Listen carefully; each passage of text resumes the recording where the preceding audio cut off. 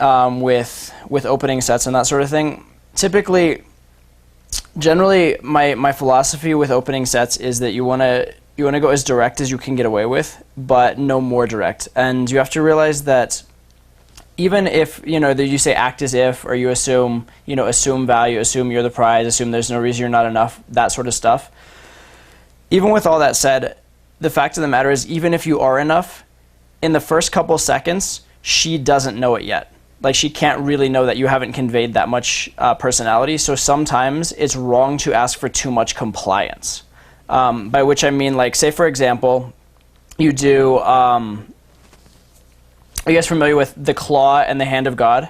The claw is basically you reach out, you grab the girl and pull her into you. The hand of God is you put your hand out and then allow her to accept it. What you have to realize is, say for example, like, hand of God is less invasive than the claw because you're not actually physically taking her hand, you're just putting it out and giving her a chance to take it. So a lot of times on, say, like a moving set or a difficult set to open, if you go claw, a lot of times they will get offended because you asked for a lot of compliance. You asked them to, like, really let you invade. Whereas with hand of God, they may take it, they may not, but then they won't get offended at least, and then you can go try something else. So you didn't ask for too much compliance. Or even sometimes in those cases, instead of opening physically, if you just open verbally with a conversation, they'll feel more comfortable at first with getting a conversation going with you, and then you can escalate physically later. So you just have to understand that in a certain sense, it's slutty for a girl to open too much too quickly before she knows anything. So you kind of have to give her that window. Now, on the flip side of that, you don't want it to be an excuse for you. You don't want it to be a situation where you're like making this excuse to make yourself comfortable, where it's like, I feel uncomfortable or unentitled to grab her. Instead, you do it for her comfort, for the fact that she doesn't know you yet, right? So it's just sort of a social calibration thing rather than a not being entitled thing, and that's the big difference there. So be aware of that on the open. Be aware that there's a certain level of they don't know you yet. If you ask for too much, you'll get a bad reaction, whereas if you don't ask for quite as much, you might get a decent reaction and then be able to move on to it. Also, in terms of that, I think a couple months ago, for reference, I did a video about social capital. That's kind of the idea there, is that when you first started talking to them, you don't have that social capital built up, so they won't go along with you.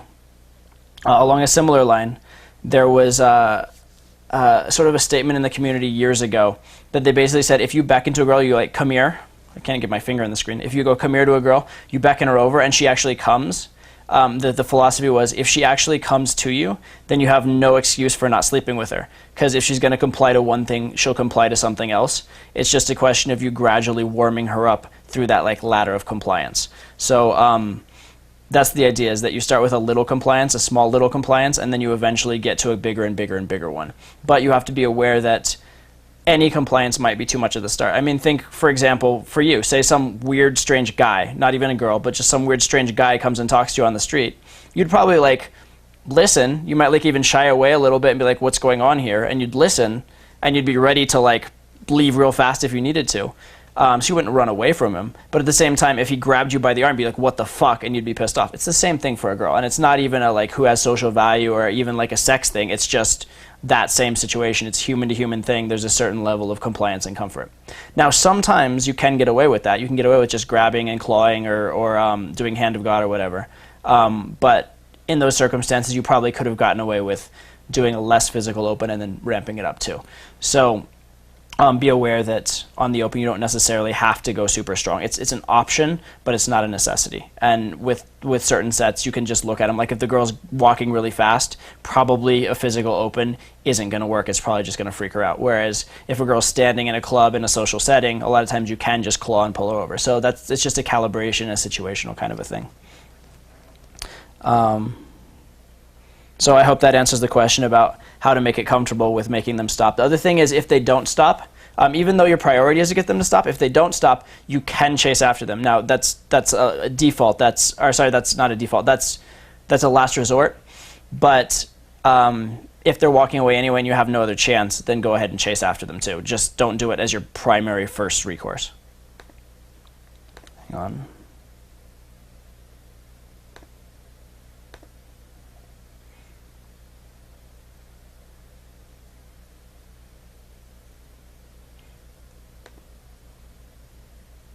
Yeah.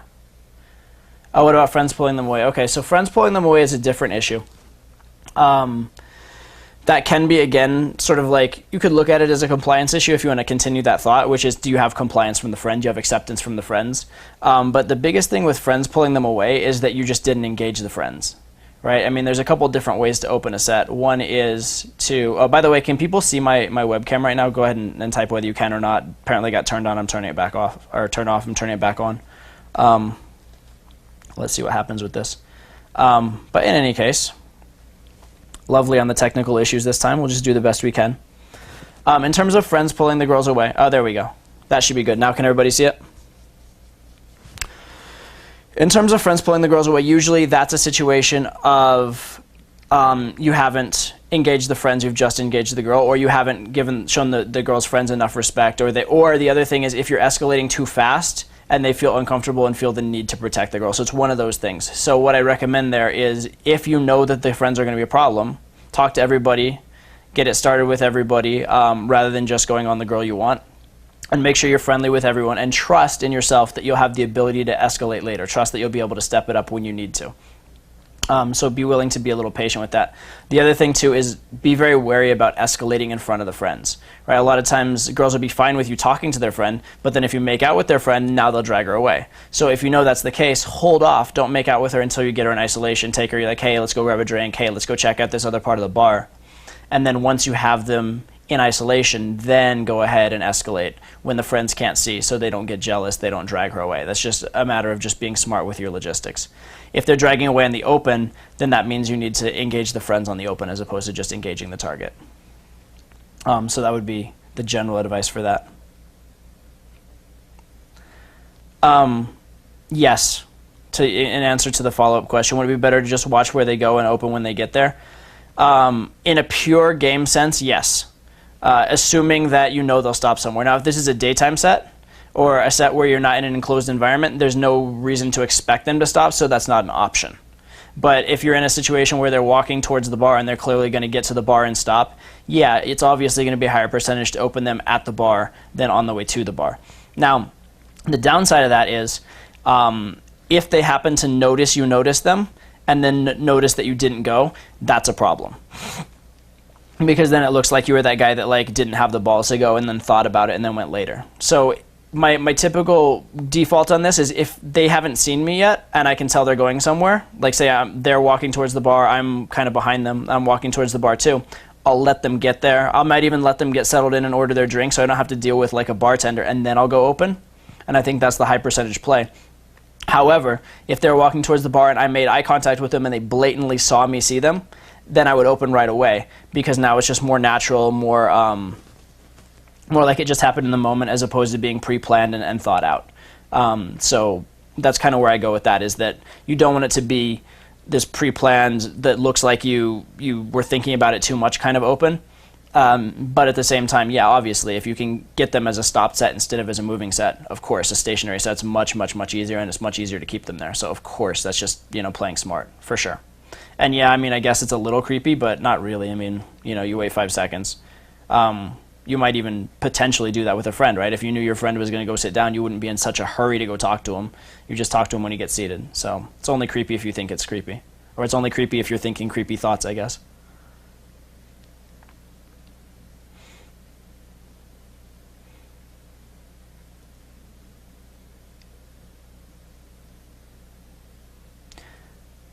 Other questions, guys?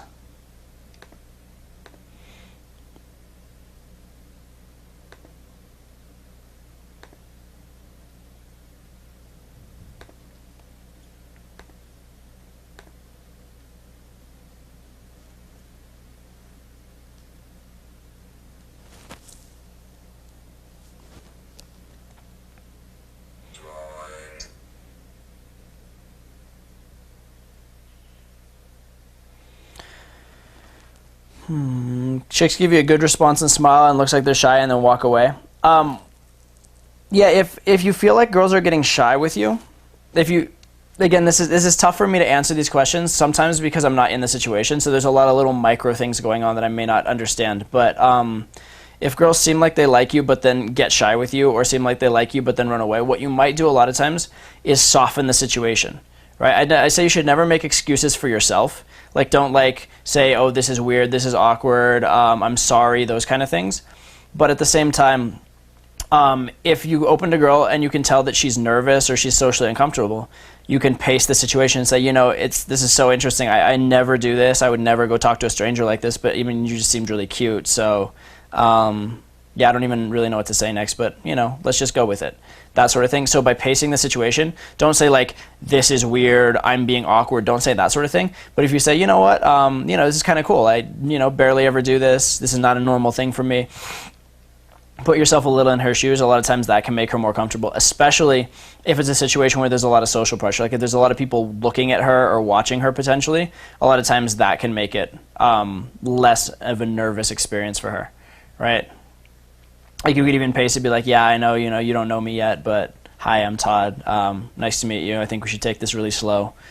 Whatever it is, just to make it more comfortable, more paced for her. Another big thing in terms of trying to not let them walk away is just keep talking no matter what. It's really easy to walk away from silence. If you're being silent, it's really, really easy for her to just start walking away.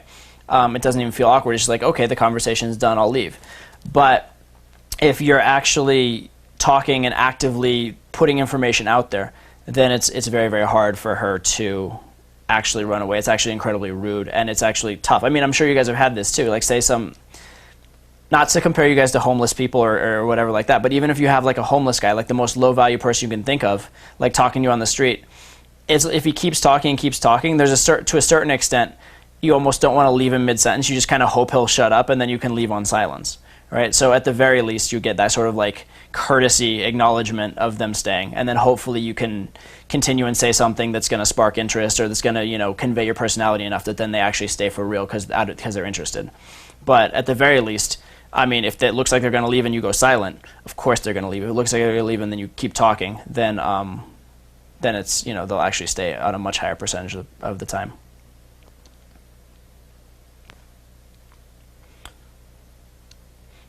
Anybody else have questions? I've got a bunch of questions from Inner Circle Regional Conference, etc. And I don't know, there's two of you guys, so it maybe actually be two of you guys asking the questions. But yeah.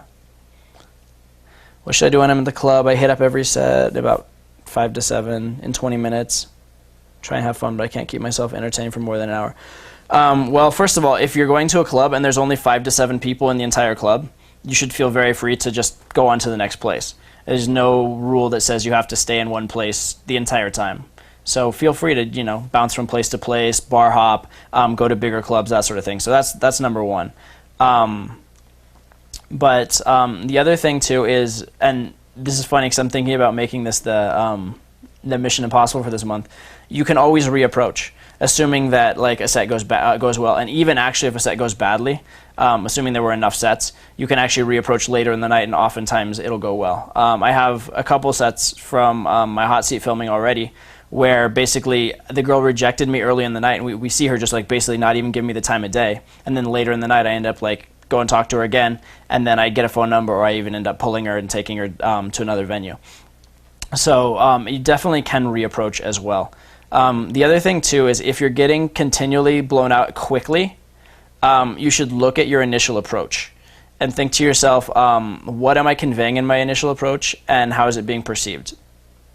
Oftentimes people who are getting rejected a lot, it's because they're coming in and not having any they're not having fun in the initial interaction, or they're being too either too outcome dependent or too value taking in the initial interaction. Like they say game is woo and intent, or game is intent and freedom of outcome. They're showing that intent part, but they're not showing the freedom of outcome part, so they're not as much fun. So if you're continually getting actually blown out, I would actually recommend opening sets and not even worrying about being man to woman at first. Just get them open, just get into conversation and get used to that, and get used to having a good 5-minute conversation, a good 10-minute conversation, and just get the open comfortable.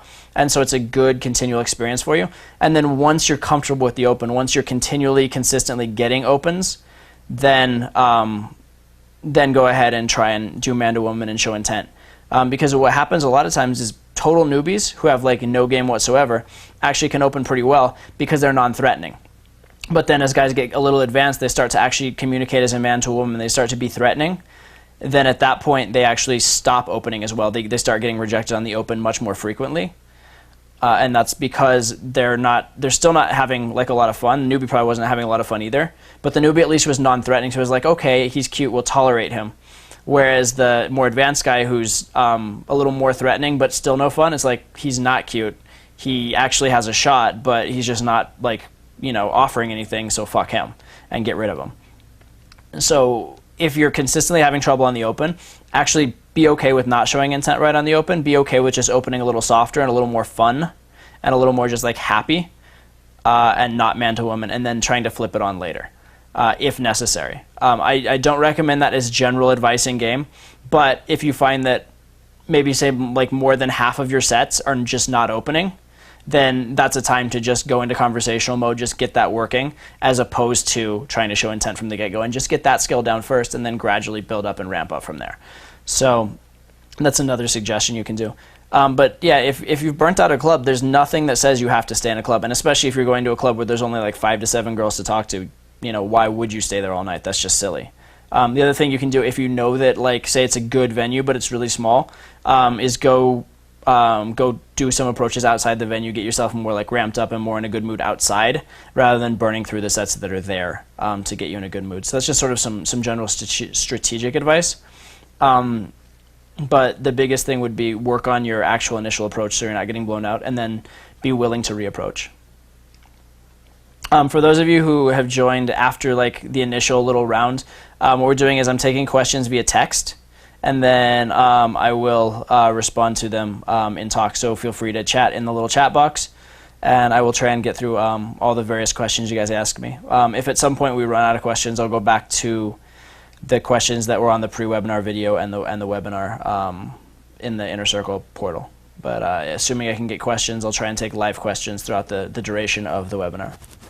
So feel free to type.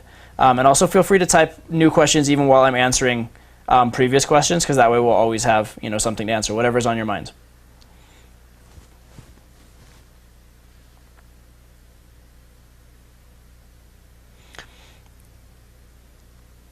Okay.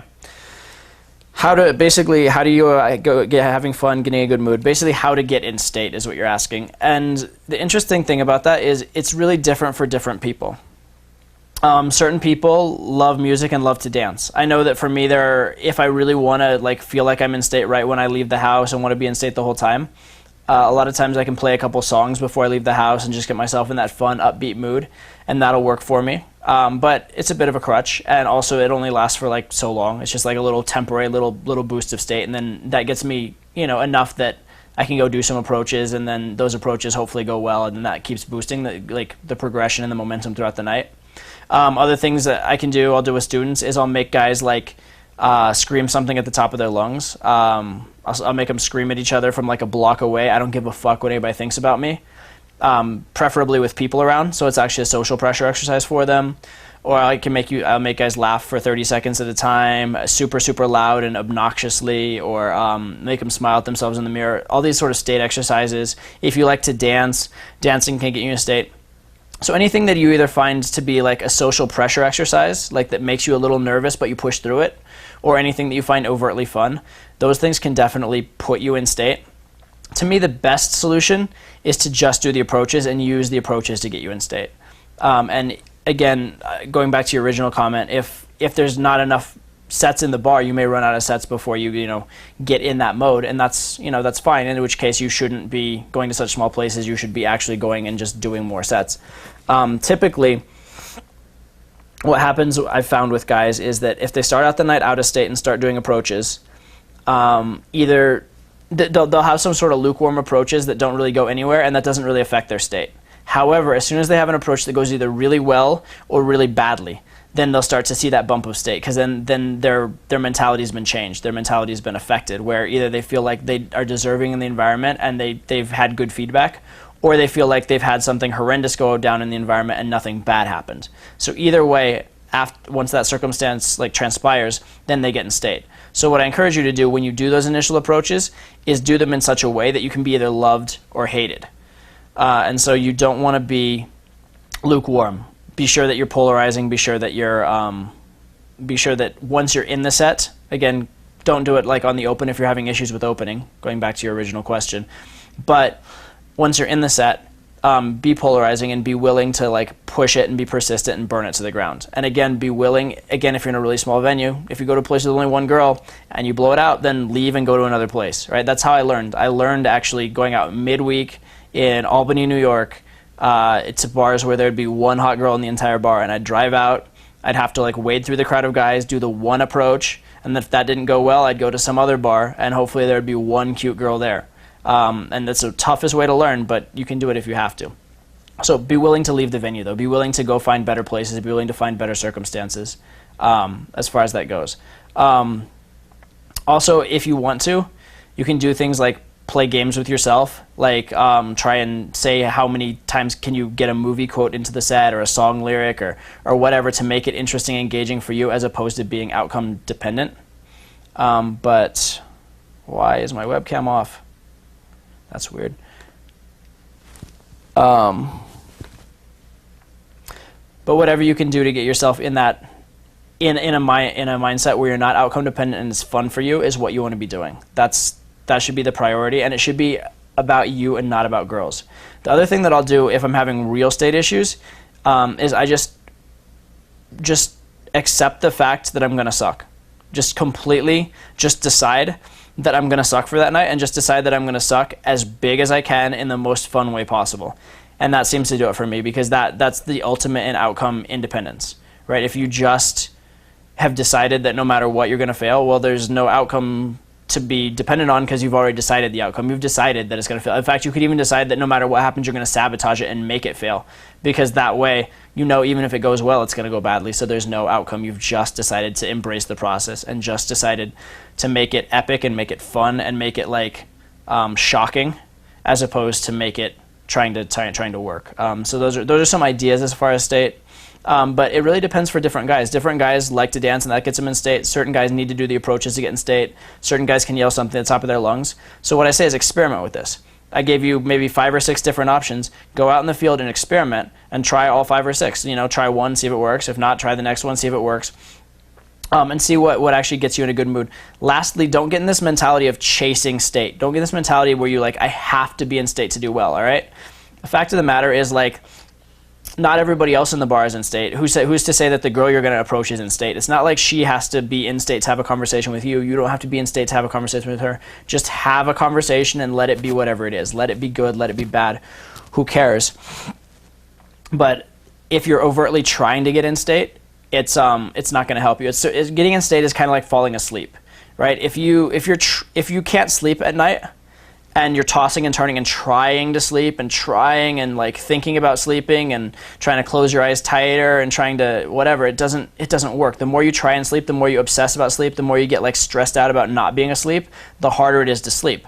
But if you just let go and just say, look, I'm going to close my eyes and I'm going to allow my body to rest.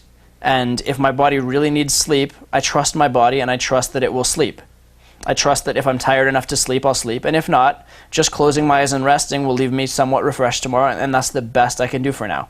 So I'm releasing the outcome. I don't care whether I sleep or not. In fact, I'm just not even going to try. I'm just going to try and lay here with my eyes closed, and that's it. And what happens, happens. Then that's when you actually fall asleep, typically, right? You just turn your brain off a bit, stop stressing, then you go to sleep. Same thing with state, right? If you're chasing state, if you're actually thinking, oh my God, how do I get in state? How do I get in state? How do I get in state? That's the easiest way to put yourself out of state. But if you just relax and let it go, that's when you'll actually get into state. So I definitely suggest not trying to chase state.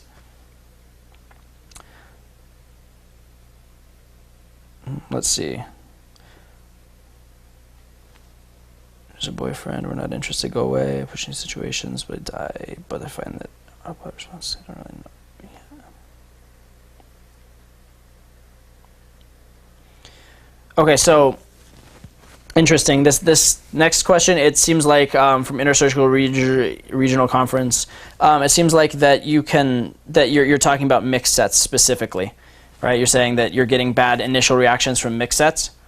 Well, let's talk about mixed sets for a second. Basically, there are 2 ways to do a mix set, and you don't want to go in between. You want to go all the way one side or all the way the other side. You don't want to go in between.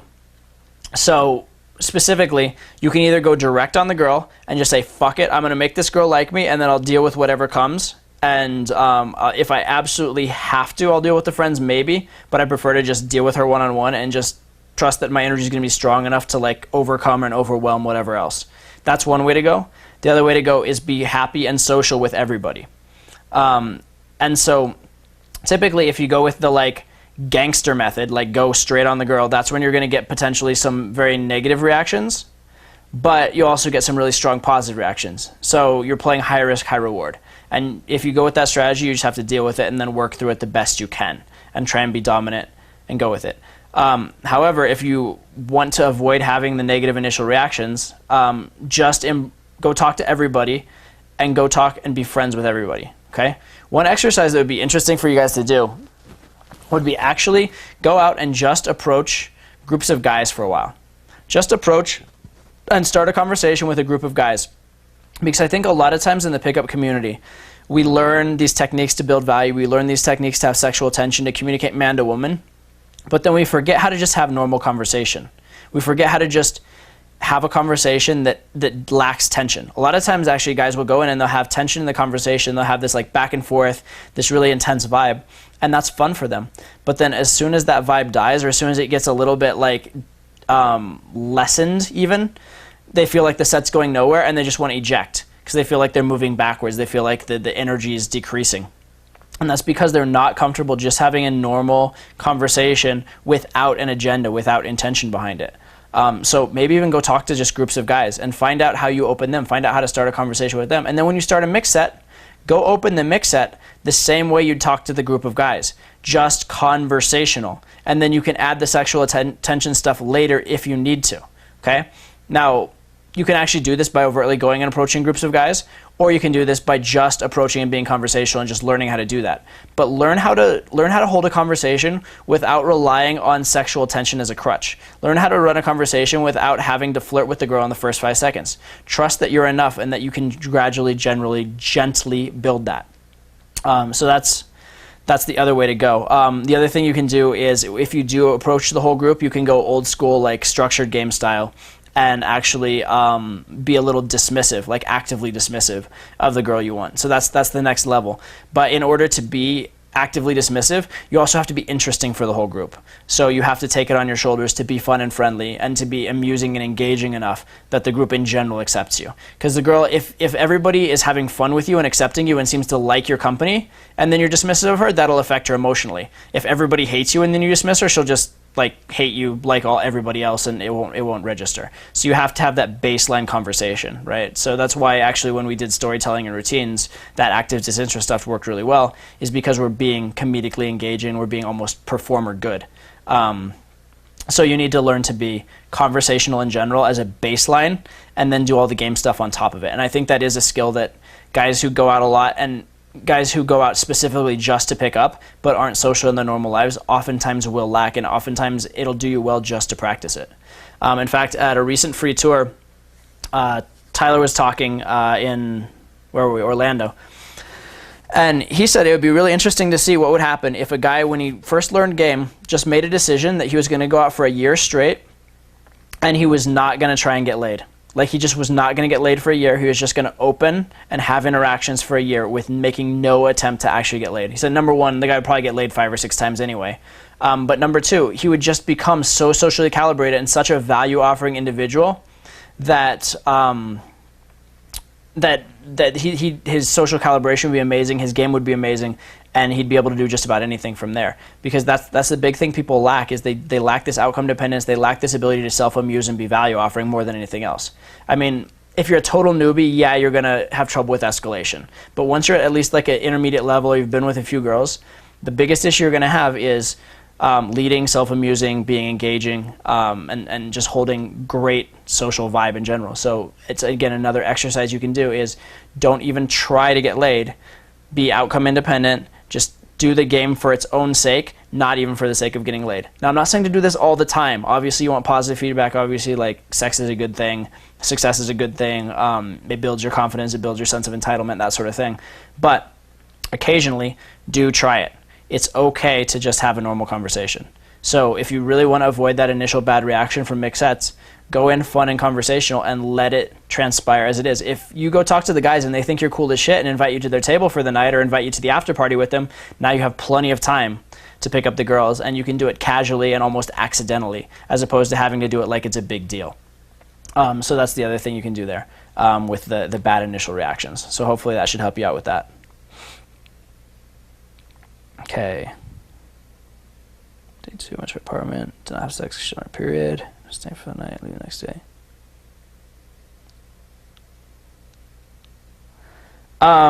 This is for John. I'm not disacknowledging your question, but it's really, really hard for me to answer this question because it's a one specific girl question. Because it's just a what happened, this one particular situation. So, I mean, for all I know, this girl's psychotic. Or for all I know, there's some little detail that you didn't think was relevant, but it occurred, and I have no way of knowing it. So it's really hard to answer this as a general thing.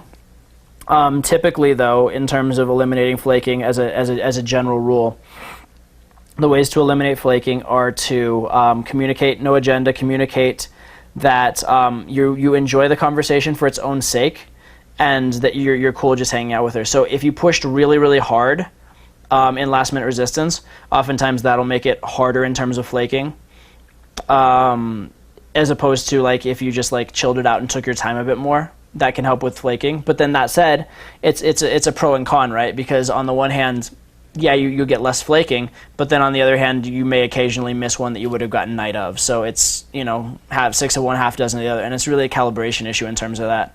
The other thing with the sleeping over stuff is that if you end up taking the girl for breakfast in the morning or doing something in the morning, so that you interact as normal people as opposed to as a guy who's trying to hook up with her, so that the last interaction you have is a casual, comfortable one. A lot of times that'll help a lot with the flaking. But other things you may not know stuff like, what if she had a boyfriend? What if she really liked you that night? You did a good job. You got her back. You did, amazing. But then next day she realizes, guess what? I have a boyfriend. I feel bad about this. Stuff like that can happen. So there's a lot of things like that that you may not be able to control. So try and take your time. Try and build comfort. Try and let her feel like you're not just there for sex. But that said, sometimes it's just outside your control. Now, I'm going to contradict my own advice for a second here, and I will also say, depending on the vibe, sometimes you can kind of try and hook up with her in the morning too, right? Depending, and again, I'm contradicting myself, and then you'll find a lot of contradictions in the game. A lot of times in the game, like, there's different solutions to the problem that can almost be opposite. One example is, say that you open really strong and get a negative reaction. One solution to that would be to step back, calm it down, chill it out, and then just have a normal conversation and then ramp back up. The other option, if you get that negative reaction, would be to go even more over the top, yell at her for getting the negative reaction, and just go super dominant. So you can say, like, you're dominant, she complains, and you go, fuck you, super dominant.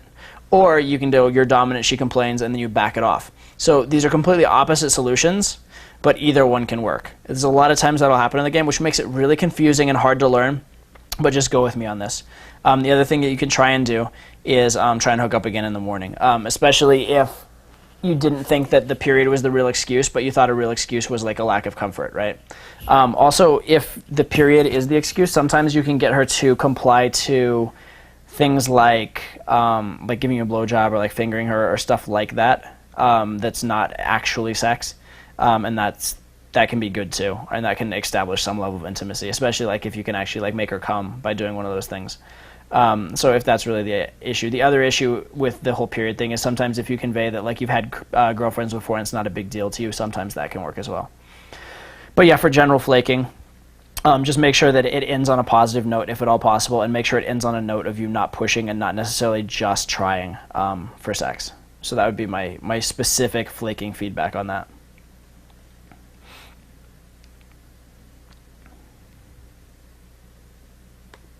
All right. So I will, well, I guess JM's typing a question, but I'll pull up real fast, see if I can find an older question from the that's been asked on the forum real fast.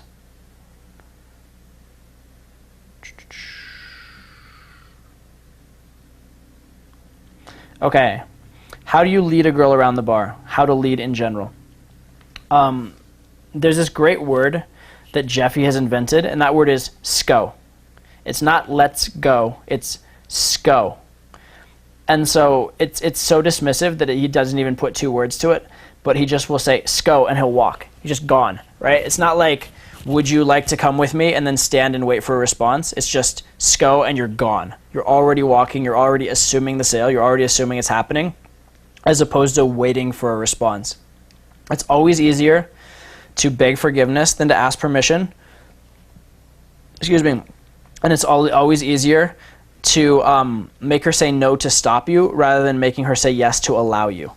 So basically that's the biggest thing with leading, is to just go first, go yourself. If you're having a good interaction with a girl, like she really is enjoying the interaction, and then you just start walking somewhere, it's very likely she's going to come with you just to not destroy the vibe, right? She may not even know why she's coming.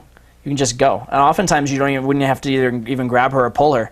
Just be like, just start walking and let her follow, right? Or just start like gradually like moving in one direction and just let her amble along with you. A lot of times you can even just get it started that way, because again, she's part of the conversation and is assuming she's liking it. It would be rude for her not to go. So the biggest thing with leading is just to do it and to lead strong and assume the sale. Now, if you try and go and it doesn't go, if you like start walking and she doesn't go with you, that's fine. You turn around, you go back, talk some more, and then try again later, right? It's not like anything's really lost, especially if instead of like leaving like a bullet and having to like make it a big deal to go back, you just start sort of like slowly leaving and see if she follows or not. So yeah, that's the biggest thing with leading girls around, is just do it. And do it before you want to take the girl home. Don't do it just when like it's like closing time and it's time to take the girl home. Start early in the night. Like if you get her to move 5 feet with you over to sit down early, it'll make it easier to take her across the room to go to grab a drink with you later, and it'll make it easier to go upstairs with you away from her friends later. So, and then it'll make it easier for you to leave, take her for food, take her to your house later. So get it started early, and get it started with little things. Get it started with small compliances, small concessions, as opposed to trying to do it all at once. So those are the things. Just do it and start it early. And be willing if it doesn't work, to realize that no does not mean no, it means not yet. Be willing to cycle back and try again, right? Be willing to go back and start over.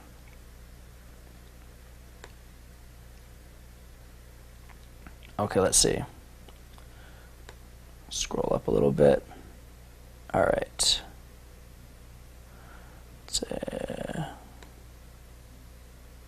Hang on. So many questions in the slider. Let's see what we got here. Okay.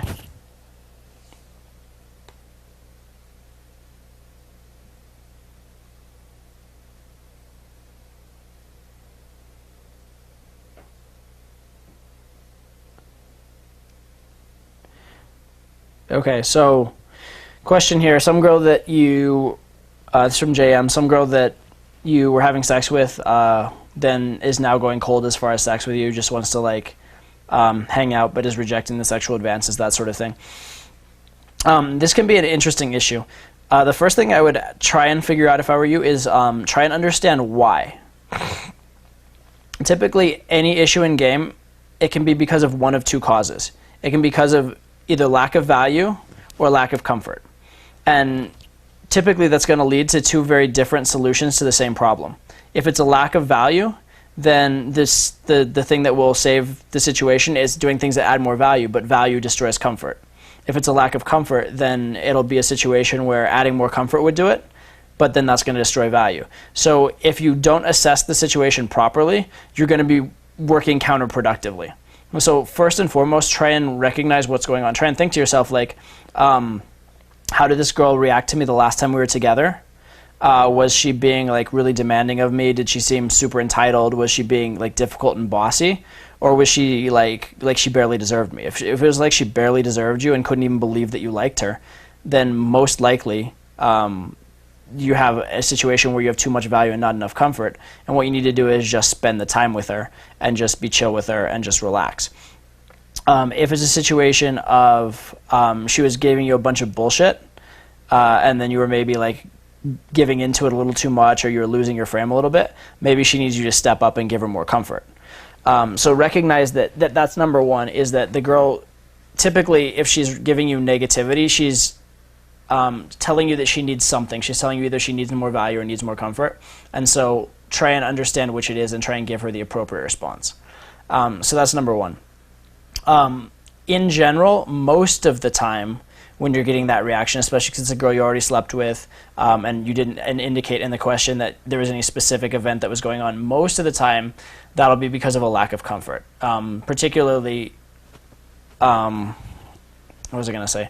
Another thing that it could be too, just to throw it out there, the other thing it could be is that you have, not that this relates directly to you, but it could be she met someone new, and so there's some other like wild card involved too. So that's also a possibility, and that would come down to possibly value or comfort also. Typically in these situations, what I want to convey to the girl, and I'll even overtly say it, I'm not a big fan early on with girls who've just met of narrating the interaction, of saying what's going on. However, once you're in a relationship with a girl, I find that narrating the situation can be very, very effective. Sort of like using rhetoric and argument to get what you want, as opposed to just emotional commitment. Because if a girl is just doing something because she feels in the mood, if she's just like, when she's happy or turned on, she'll do it, but then when she's not happy or turned on, she won't do it. Every single time you want her to do that thing, you have to go through the process of getting her happy and turned on. Whereas if you actually can make a good logical argument and get her to agree with your frame, then that logical commitment will hold much longer than an emotional commitment would have, if that makes sense. So I actually am okay with narrating the circumstance within a relationship. So I had a situation where this happened recently because a girl basically found out about my job, and then she started being very difficult with me and making me jump through hoops. In fact, I put out my my infamous like manifesto to women, how to date Todd video, based on circumstances like this. And interestingly enough, the very girl, well, one of the two girls, it was that video was, it was about like 10 different girls, but specifically about 2 recent girls.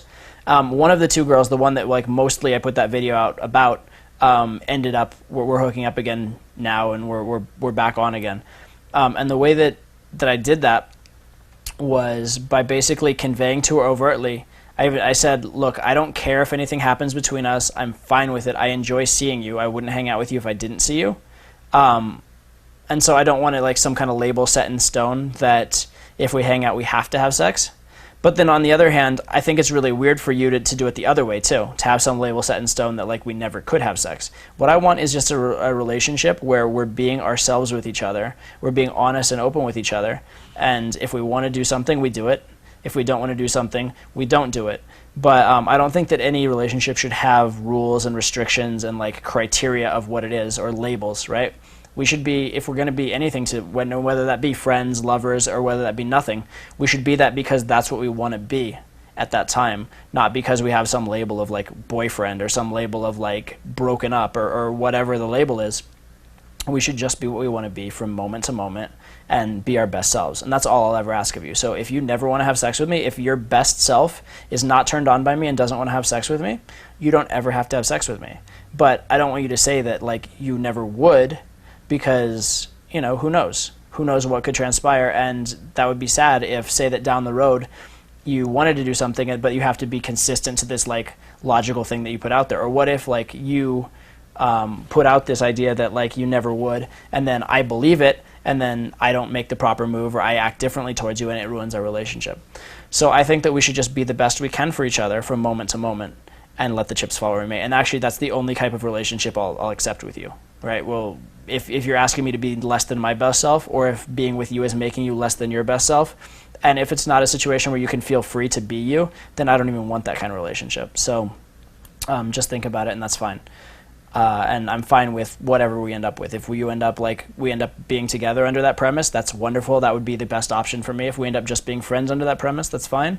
Or if we end up never seeing each other, at least I'll know that I was my best self and gave, you know, every possible option, so I'm okay with that too. So typically that's kind of the thing I'll do. And then the other thing I'll do is when I'm actually with her is I'll take the escalation very, very slowly, and actually will almost like tease her and make her wait, make her beg. And then when we do actually get to sex, I'll really make her beg. Like I'll really make her like commit to it and almost ask me for it, so that I don't get that bullshit later. So that she doesn't afterwards, the next time around when it comes to it, be like, but I don't think we should have sex again. No, I want her to actually commit to it, and actually, like, once I have her in that emotional state and once I have that opportunity, I want to be able to I guess, have the option of getting that serious commitment and getting her to make a logical investment along with the emotional one. So that's generally what I'd be doing there. Typically, like I said, it can be value or comfort, but in a vacuum, I treat it as comfort. And what do I do for comfort? I just harp on this frame of we should be whatever we are, we shouldn't label it, and then take it really slow and be willing to just spend time with her. Actually be willing to. And even a lot of times you can prevent this ahead of time if you sense the girl is going down this road but hasn't yet. Like if she's making it more difficult to have sex but hasn't gone there all the way. Sometimes you could actually overtly have an interaction where you won't have sex with her.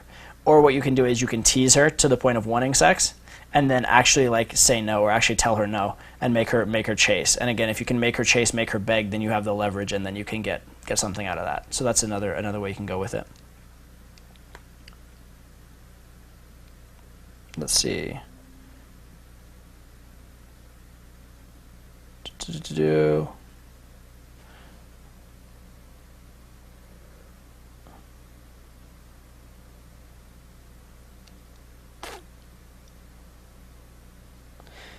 Okay. So EJ, first of all, I didn't say that Tyler actually did that, by the way. I said that he just suggested it as a hypothetical, just so that like I'm not misquoting anybody. So I didn't actually say that he suggested that he had gone out for a period of time trying not to have sex. He just said that that would be a good exercise for a newbie to take on. But in terms of how to tell if a girl's compliant for sex, other than just like physically escalating, Alex is actually brilliant with this. Like most of the stuff that I'm going to teach you is stuff that I learned from him, and then to a certain extent from Ryan, who is an instructor of ours a few years ago. But what he did, or what Alex does, is he asks a lot of questions that are sort of related to sex, or related to whether a girl can go home that night, but they're not directly asking it. A good metaphor for this is they did a survey on OkCupid. They do all these like various questionnaire questions on OkCupid. And one of the questions they asked, or they were trying to find out what question was most correlated to whether someone would have a one-night stand. That was a non-sexual question. So you can't ask, like, how many sex partners have you had, or, like, have you ever had a one-night stand, or what's the craziest place you've had sex, because those are all sex questions. It has to be a completely non-sex question that would correlate to if you've had a one-night stand. And the answer that they statistically came up with out of their survey was, do you enjoy the taste of beer? Apparently, girls who responded yes to, I think girls and guys both, but people who responded yes to do you enjoy the taste of beer were far more likely to have a one-night stand than people who said no to that question. So the sort of Alex screening method is similar to that in that you're asking a lot of sort of unrelated questions, but that correlate highly to the right attitudes. So certain questions he would ask would be things like, well, who are you here with is a big one. Find out who they're here with. Who drove is a big one, which is, that one's kind of implying, so that one's maybe for further down the road once she actually really likes you, but it's important information, because if she's the designated driver and she's taking 10 girls home, it's going to be a lot harder for her to go do something irresponsible than if they all drove separately, or you're in New York and they took taxis or whatever. How long have you guys been drinking? Are you guys having a big night? Have you been partying a lot this weekend? That sort of stuff. Those sorts of things to find out how much they're in a party frame versus how much they're in a, like, just doing it for a little bit or just having one or two drinks and going home type of frame. Again, the more they're into that big night, have the party, have the after party frame, the easier it's going to be, the more likely logistics will be. Another one he asked is, have you traveled? He found that girls who have traveled a lot, have traveled internationally, and especially have traveled alone or traveled internationally alone is like the best of all worlds, are more independent and more willing to go somewhere without the approval of their friends, to trust that they'll be okay in an unfamiliar situation and to take that risk than girls who haven't traveled. So that's another one he'll ask. There's always the typical, like, are you adventurous? That sort of stuff. You also check a lot on whether they hold eye contact, any of those kind of things. And I'm sure you can come up with a lot of questions of your own, just things that correlate. You can imply, like, you can say, like, make implications, like when a girl talks about her college, she'll be like, you would have partied a lot in college, wouldn't you, right? Something like that. Or I bet you were in a sorority. I bet you partied a lot. I bet you were a drinker. Any of that kind of stuff. Again, it's not directly related to sex, but it gives you an idea. Do you have tattoos? I would bet. I mean, I haven't checked the correlation on that one, but I'm pretty much going to guarantee you girls that have tattoos are more likely than girls who don't, that sort of stuff. So there's all those kind of like factors for the personality. Are you religious? That's another one, although I don't like bringing it up. But if you like vaguely kind of get a hint that they are very religious, then they're either going to be extremely naughty because they're like breaking away, or more likely they're going to be pretty conservative, and that might be more difficult.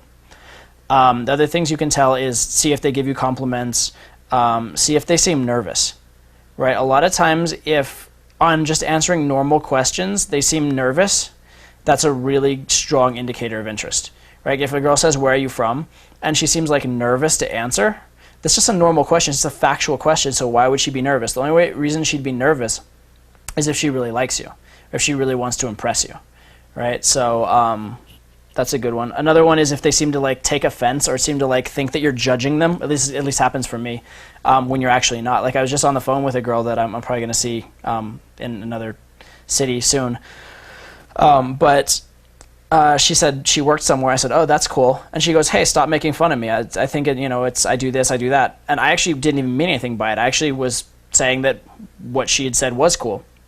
But she thought I was judging her because she was feeling judged. She was feeling as though she's the seller and I'm the buyer in the interaction, like she had to prove something to me. So the more you get that feeling that the girl feels like she has to prove something to you, that's a really good indicator that something could go down as well. So yeah, there's that. What else? You can also try things like get them to lie to their friends about little things, or get them to tell their friends something about you. Get them to like tell their friends that they've known you a long time. Stuff like that. See if you can feed that in, because that's going to help you with your logistics. It's also going to tell you if you have compliance with her. It's going to tell you if she's like playing you and her against the world, or if it's you against her in this sort of like will he, won't he kind of a situation.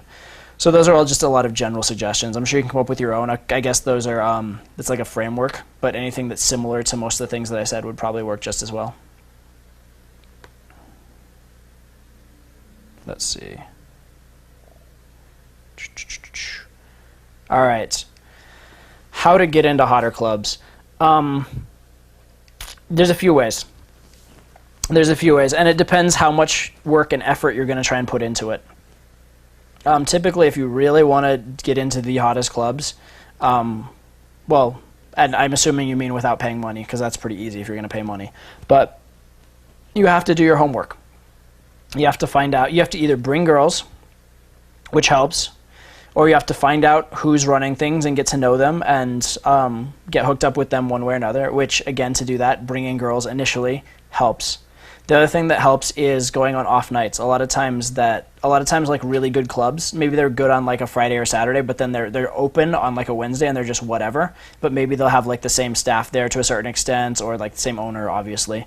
And so if you get known as someone who goes on the off nights, who's not just like value taking, just going when it's hot, but then you also, and even on top of that, you bring girls on the hot nights, or you bring a party on the hot night on the off nights. You get known for that, and you get to know the bouncer, and he gets to know your face and see that you're someone who's coming and bringing a cool vibe, that sort of thing. That can obviously help. The other thing that you can do, I know certain people, I haven't actually done this myself, but I know it can be done.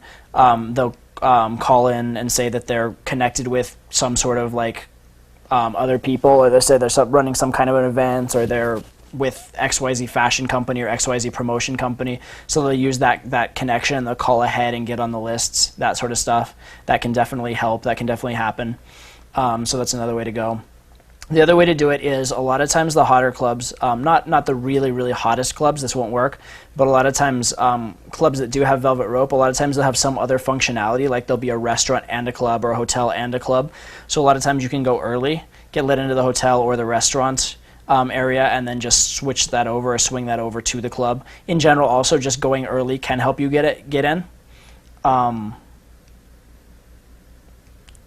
It's funny. I just got a funny question.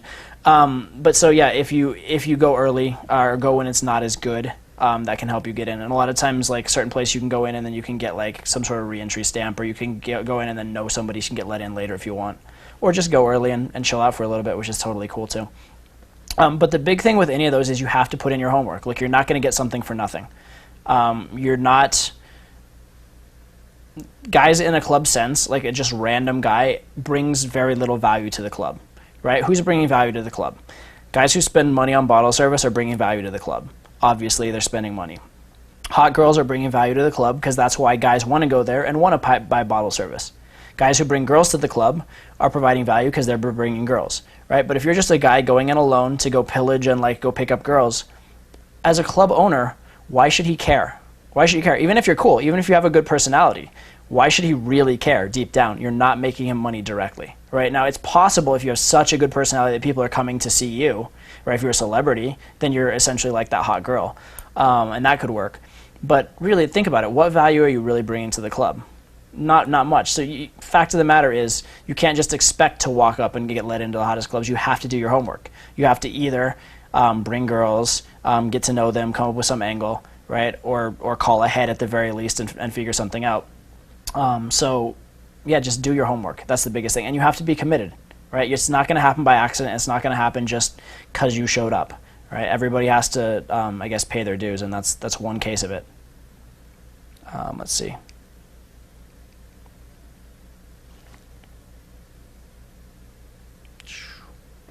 Let's see here. Tips on investment. Okay, let's see. Ways to build entitlement. Okay. Okay. Biggest way to build entitlement other than game-related experience, right? Easiest way to build entitlement, to believe that you deserve hot girls, is to have experience with picking up hot girls and having them like you. Obviously, if you do that a lot, then it's going to be very believable that hot girls do like you, and because you have the reference experience. That's obviously the easiest way to go. It's the direct proof way, right? And so ideally, it's a feedback loop. It's you look for positive feedback, you get that positive feedback, and then you get that positive feedback and you use it to reaffirm that you deserve positive feedback, and then you keep looking. And so you think, I am enough, I am a great, I get a positive feedback, I latch onto that proves I'm great, that gives me even more belief that I'm great, that gives me even more positive feedback, and it just goes up and up. And that's the best process, that's how it should be. However, in terms of entitlement, a few things that you can do that will help you out in general outside of girls. One, get the rest of your life handled. Get the rest of your life handled. If you live in your parents' basement, you're naturally going to feel a little less entitled than if you lived in a mansion somewhere. It's just natural. And the fact of the matter is, that's fair too, because the fact of the matter, if you live in your mom's basement, you probably aren't providing as much value to the girl on a relationship level, at least, as if you did live in like a mansion and could provide, resources and fun experiences at the very least to a girl. So getting your life handled.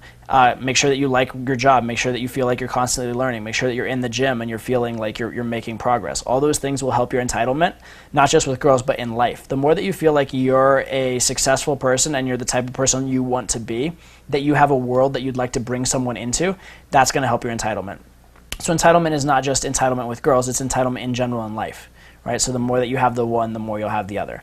So first, work on that. Second thing, overtly recognize that. A lot of guys have a lot going for them, but they don't realize it, right? Certain times I'll get guys on boot camp that are basically like what should be every woman's dream, but they don't realize it. They've never stopped and thought about it.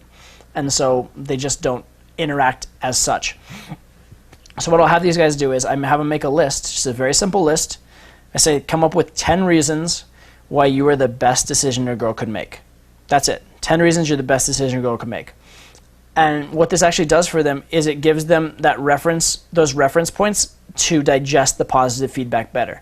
So it's the equivalent of, instead of standing in front of a mirror and giving yourself affirmations, instead of being like, I'm good enough, I'm smart enough, gosh darn it, people like me, I'm hot, I'm the prize, without any evidence to back it up, and your brain just knows what you're doing, you know that you're brainwashing yourself. Instead, if you're like, look, I'm a cool guy because I've spent the last 12 years working on myself and working on my social skills and ability with girls. I'm a good decision a girl could make because I'm fit and in the gym, and so I can give her really good sex and like a nice hot body to have sex with. I am a guy that a girl should be with because I'm smart and I figured out the world and I can actually teach her things. Like, and those things can enhance her life, right? That's just off the top of my head, just a few of them. So basically, like, if you can actually delineate and acknowledge the value you're giving so that your brain is aware of it, that will help you to project it, and to project it in a congruent way because you actually believe it. Right? Also, it will help you to make sure that you're communicating through the proper channels to best convey it. right? There are certain channels that will convey it really, really well. Like, say, for example, if you're a really smart guy, if a lot of your value comes from being smart and creative, well, then you should have smart, creative conversations, right? If your value comes from being like fun and a good dancer, well, then you should go on the dance floor and go be fun, right? So understand where your value comes from, so that you can play to your strengths as well. So I guess that's not technically helping you with entitlement, but it'll help you get that feedback loop for entitlement, and it's just good general game advice. But yeah, so A, have a life that you think is cool and that you want to invite people into, and then B, acknowledge it. Focus on the positives. Be sort of like delusionally confident to the extent that you recognize the positives and latch onto them, and then just forget the negatives. Just like pretend like they never happened. Like, for example, I don't remember rejections, okay? Now, I'm aware that I've been rejected thousands of times. I'm aware of this, okay? I'm very aware. I'm not going to tell you that I never get rejected, because I get rejected plenty. I probably get rejected more than anybody on this conference. Actually, I don't know. Some of you guys are pretty experienced, so who knows? But I get rejected, plenty. But I can't remember specific ones. In fact, I'll even go out and I'll have like a bad night where I know I get rejected a lot and I didn't even get like a lot of great sets. And even right after that night, unless I learned something specifically from the rejections, typically can't even remember the specific rejections, but I remember all my successes. And so I'm getting entitlement through reference experience, but I'm making my reference experience count for more because I'm remembering all the positive references and forgetting almost all the negative references. So it skews my apparent results in my brain. So I'm sort of like tricking my brain into thinking I did better than I did. And I replay those positives over and over and over again. So I'm like rehearsing that success over and over again. So that's another thing for entitlement, is just to focus on the positives. Tips on investment. Let's see.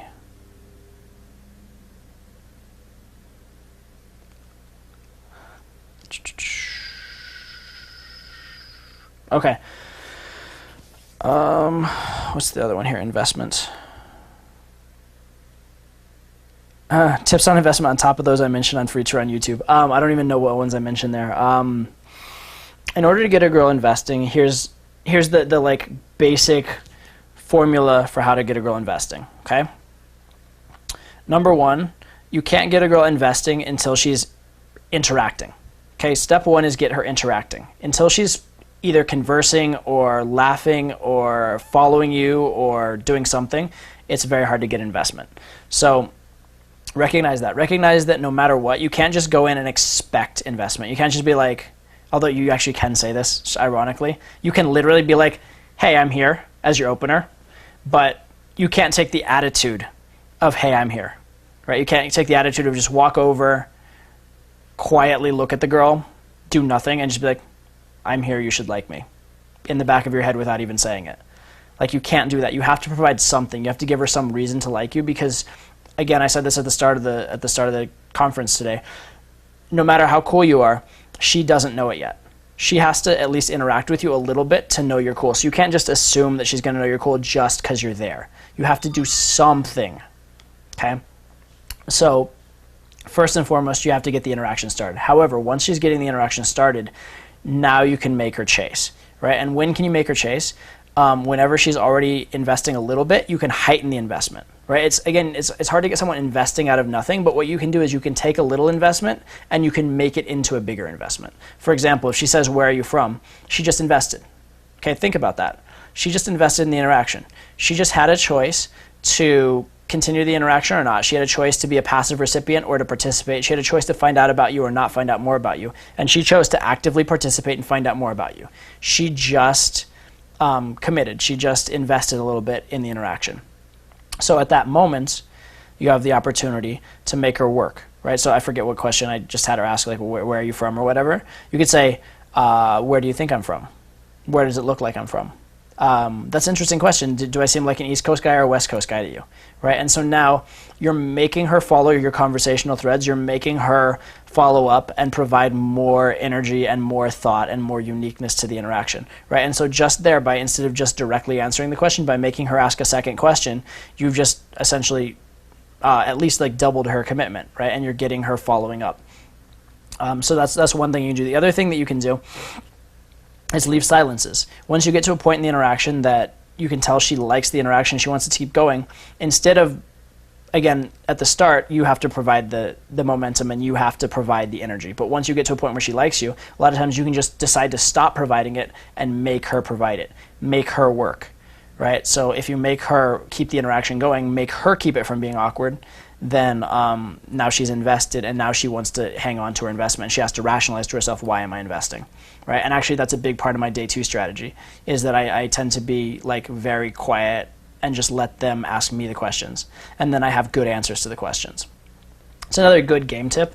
It's a little like gamey and it's a little like almost structured. But the fact of the matter is, you know that there are certain questions that you're going to get asked. You're going to get, once a girl likes you, she's going to ask you, where are you from? What do you do? How old are you? Like, do you play any sports? What are your hobbies? What do you do for fun? What kind of music do you like? I don't know, those kind of questions. What's your sign? So certain questions you're going to get asked a lot. Because you know that you're going to get asked them a lot, it makes sense if you have the opportunity to try and have a good answer to them, right? If you know you're going to get asked a question, why not have a decent answer to it? And a decent answer doesn't mean you have to be like word for word scripted, comedically tight, anything like that. It just means like, think about what you want to convey. Think about what it is you'd like, who it is you'd like to be, what personality you'd like to adopt, who are you when you're being your best self. That's a good way of looking at it. Who are you when you're being your best self? What categories do you fit into? What type of behaviors do you adopt? What perspectives on life do you have?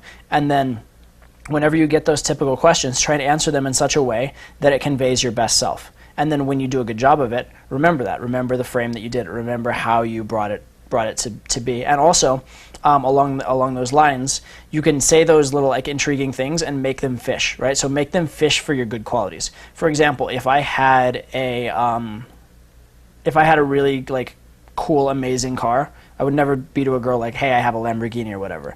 But I might tell a story about how like I'm good at talking about tickets or something like that. And I'd be like, yeah, and it's, especially like with the car I drive, like it's almost like they, it's like stereotypically, of course they're going to go after me, but here's the secret. Here's how you get out of it. And you don't even mention the car. You just sort of vaguely like, imply it in a certain way.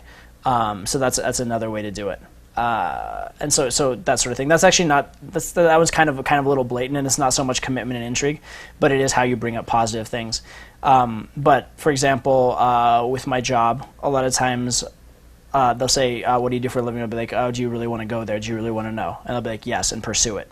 So now they've asked twice.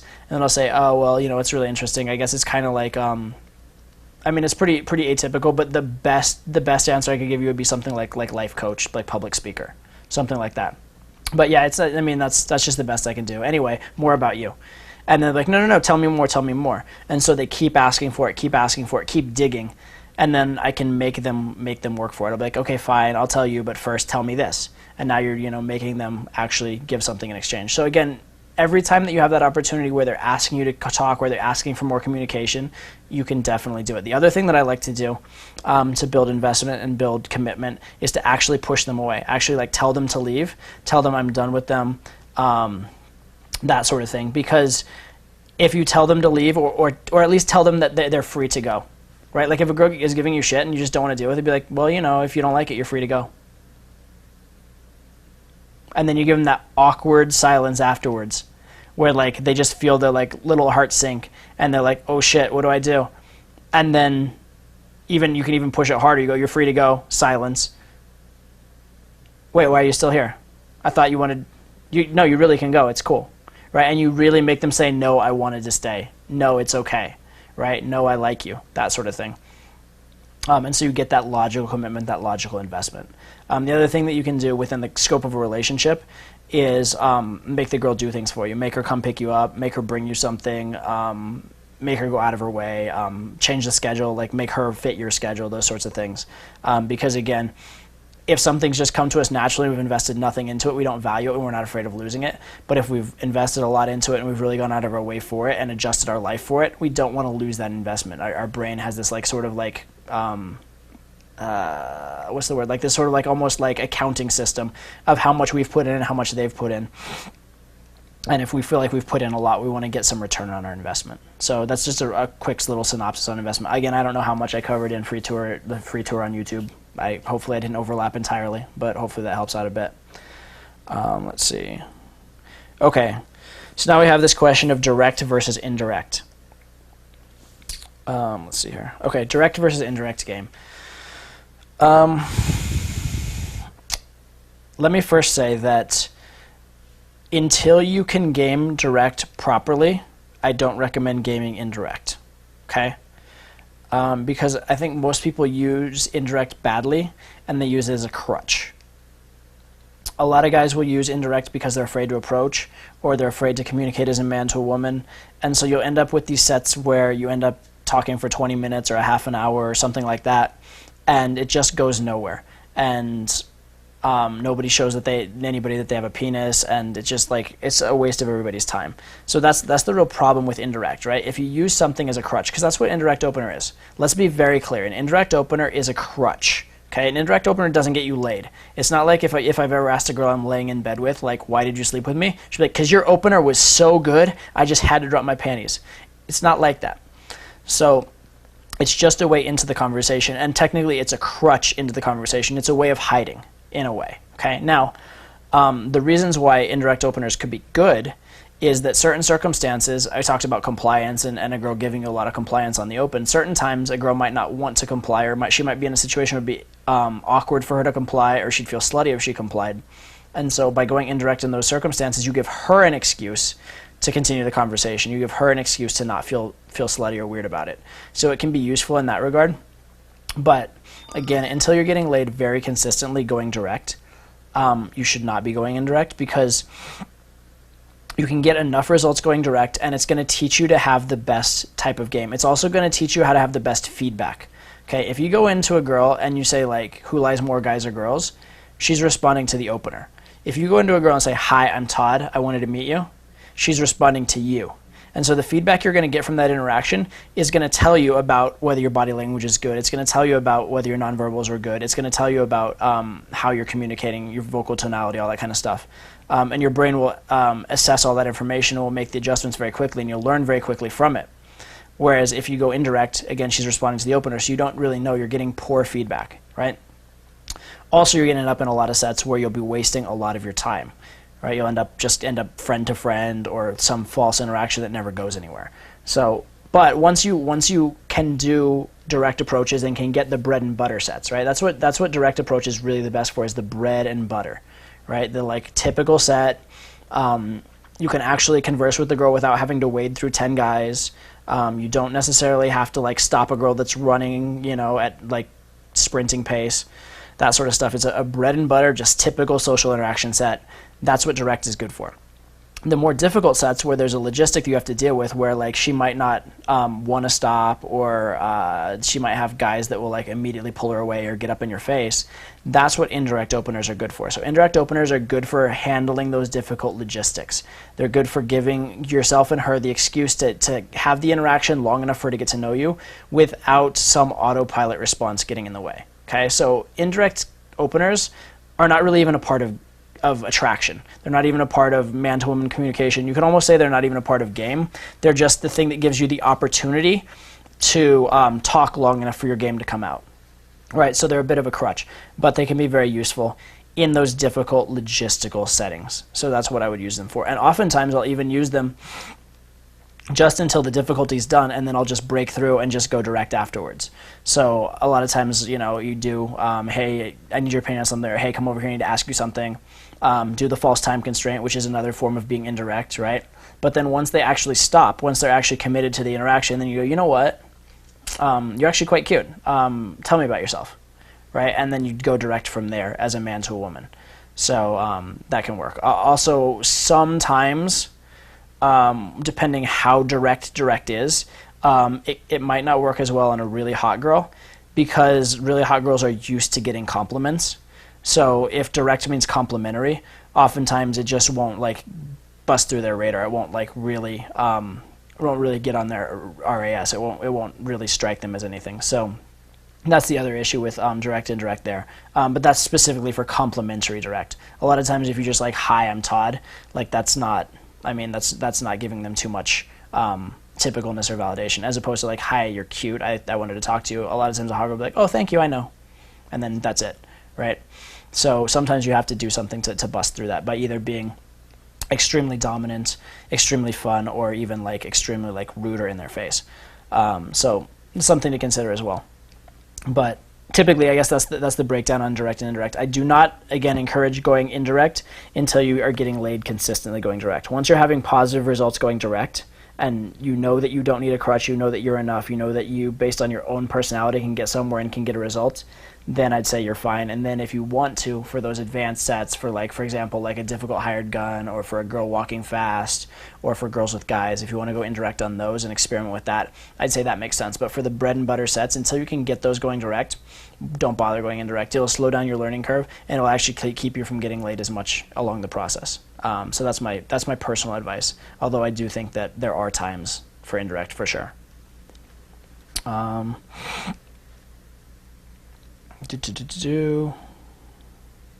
Okay. Last question. I'll take whoever's. I think there's a couple guys typing right now. I'll take those questions if you're typing them, but then I'm going to wrap up in a couple minutes. So I have multiple attendees are typing. Thanks, guys.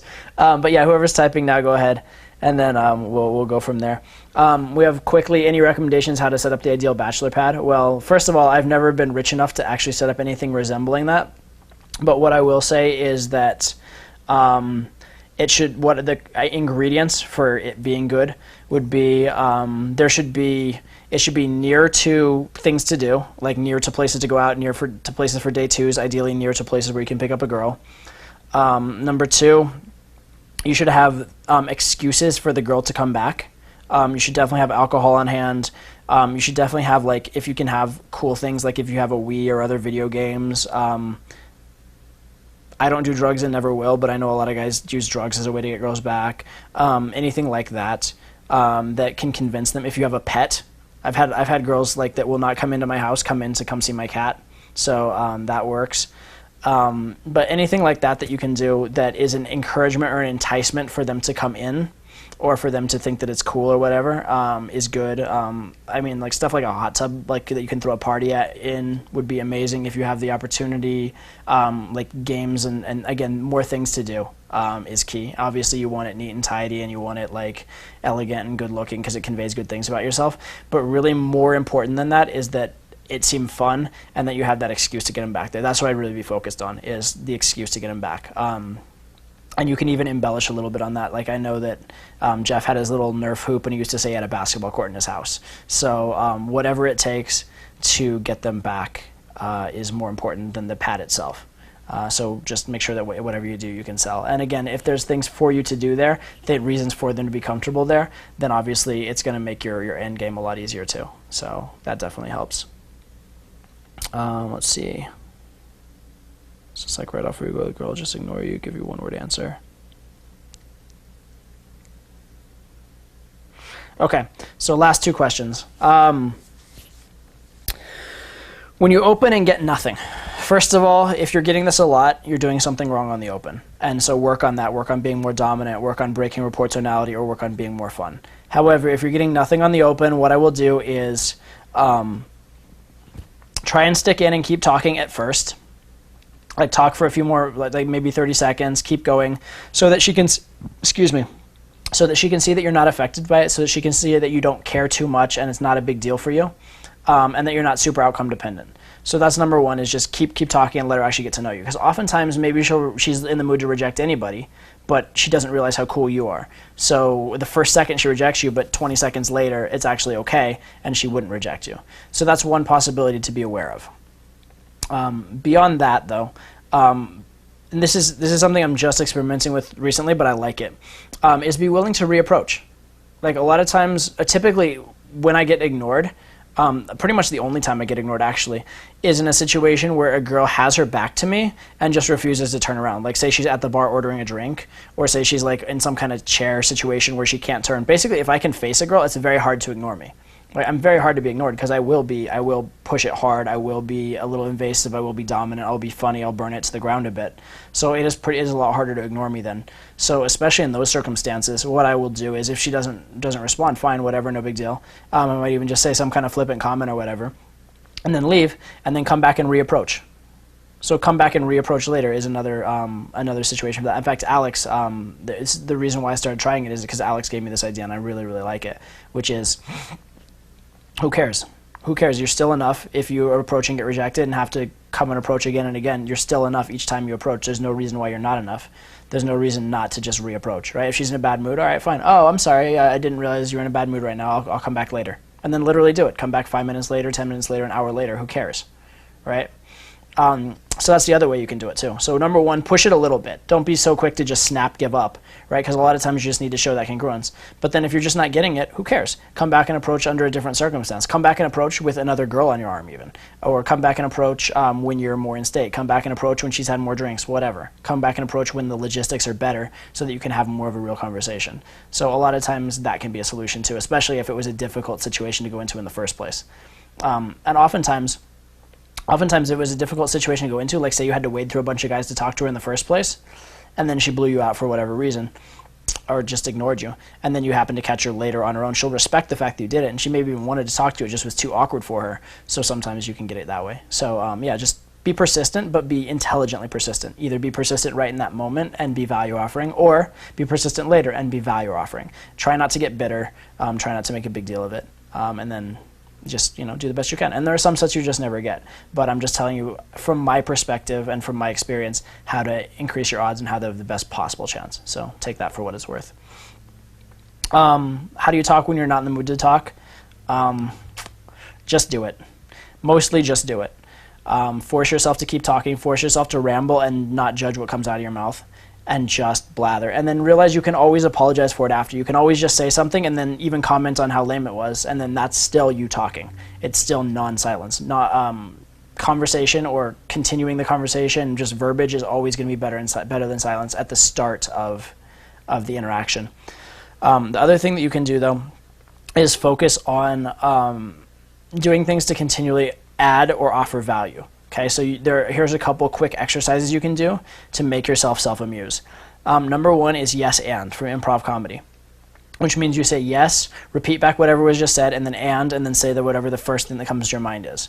And so you can yes and stuff the girl will say, and this is actually a good way to pass shit tests. Or you can even yes and yourself. So I'll give you a quick example of yes anding yourself. Hi, I'm Todd. I just wanted to come meet you. Yeah, I just wanted to come meet you, and I love that ridiculous look you're giving me right now. Yeah, I love that ridiculous look you're giving me, and it's so cute because you do this thing that only Southern girls do. Yeah, I think you might be from the South, and you know what's funny? I love the attitude of the South. Have you ever been to Texas?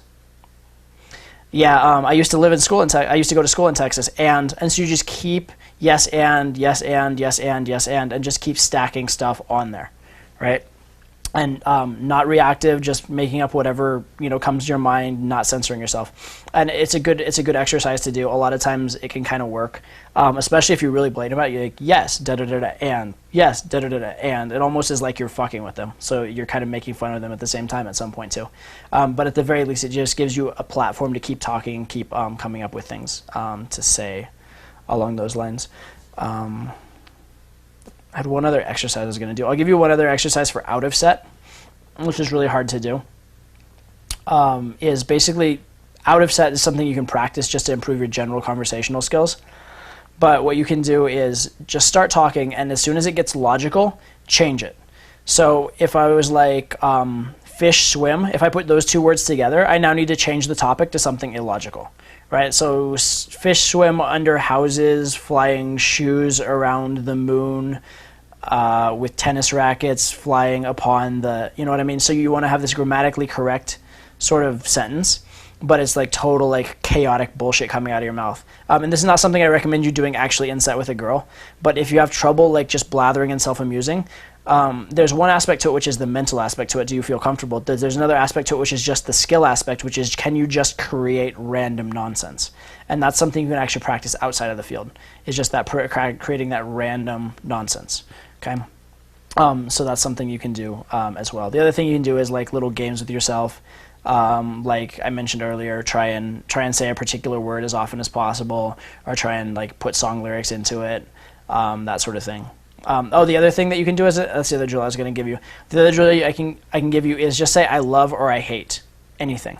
So if you run out of something to say, look at an item in the room and say you love it or say you hate it. I hate TV because da da da da da. I love bookcases because da da da da. I love books because da da da da. I love that chandelier da da da da. I hate these little like tight pants with boots that girls wear because blah blah blah. Whatever it is. So I love or I hate. And by doing that, you're going to give yourself a topic and you give yourself an emotion, and then you have to explain it.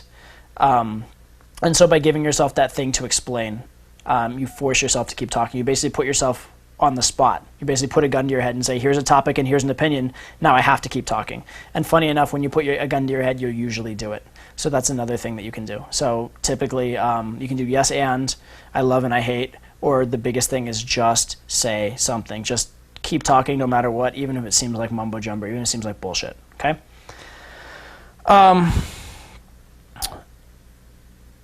All right, cool. So that's it as far as questions I'm going to take. I have a couple here at the end. If you want here for these last two questions that are at the very end, because I do have to sign off eventually, go ahead and put those on the Inner Circle forum, and I'll deal with those, or I'll try and deal with those in text or during the next conference. Also, I'm going to have a look at the questions that you guys post afterwards in text and see what I can do as far as responding to those. Also look forward to the Mission Impossible, which should be coming out within a day or so. I'm going to go, actually I have the topic ready, I'm going to go shoot it now after this video, and then get it up as fast as I can. It says the 27th, I think I'll have it up by the 27th, there's a chance it'll drip over to the 28th, but I should have it up very, very soon for you guys. So check that out as well, all right? Thank you guys all for coming out. I really, really appreciate it. Keep going out, keep working, and be sure and post your updates. Not only will we give you points for it so you can save money, but also it helps you in digesting what you've learned. It gives me an opportunity to see what you guys are interested in, and it gives me an opportunity to give you guys more feedback and more commentary, all right? I'm here to help you guys out, so use me as a resource, all right? So that's it. I'll leave it up for a couple minutes, but I'm going to sign out, and then I'll log it off. I'll close the meeting in just a little bit. All right? So I hope you guys enjoy it. Yeah, if you guys, oh, by the way, this is actually a good thing to mention. For any of you guys that are posting on the Inner Circle forum, if you post to RSD Nation as well, just let Mario know and we'll give you extra points for that. We want to get the word out about Inner Circle. The feedback I'm getting from everybody is that everybody who's participating really likes it and really loves the value we're offering, but most people just don't know what it is and just aren't informed about it. So if you guys have field reports or mission reports or whatever and you want to post them on RSD Nation, let Mario know and get you guys points for that as well. So we can get the word out, and hopefully if we get more people involved, then we'll be able to get more going on with local groups and more going on with setting up wingmen and getting more outside events going. So help me help you in that regard as well. But yeah, thank you guys for coming out. I really appreciate it, and I will be in touch with you guys as far as follow-up comments on this, and also with the Mission Impossible in a day or so. All right, thanks guys, I really appreciate it.